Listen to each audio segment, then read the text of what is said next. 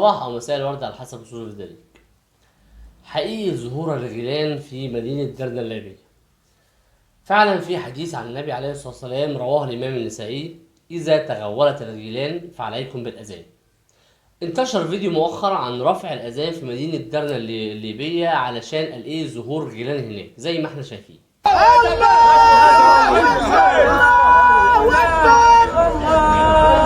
أشهد أن لا إله إلا الله.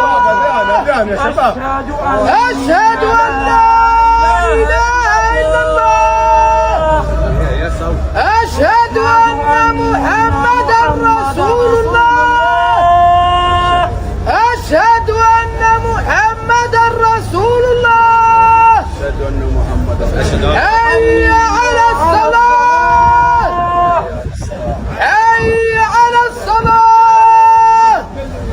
حي على الفلاح. حي على الفلاح. الله أكبر.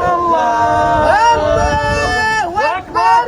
لا إله إلا الله.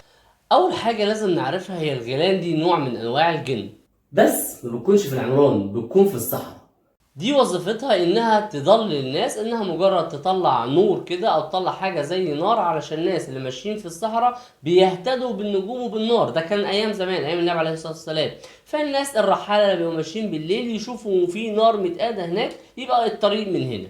فهي كانت كل وظيفتها كنوع شر في المطلق كده، حاجة كده أذى وجه الله، يعني إنها تضايق الناس وتهلكهم وتضللهم في الطريق. لكن الكلام ده كله بلح، لان هو ما طلعتش في العمران. ما ينفعش انها قال بتطلع تاكل الجثث وتطلع من اثناء من الموتى والكلام الاهبل ده كله، لان في عدد كتير من الكوارث الطبيعيه حصلت وما ظهرش فيها اي حاجه. يعني مثلا تسونامي، ما حدش سمع عن اي حاجه حصلت هناك.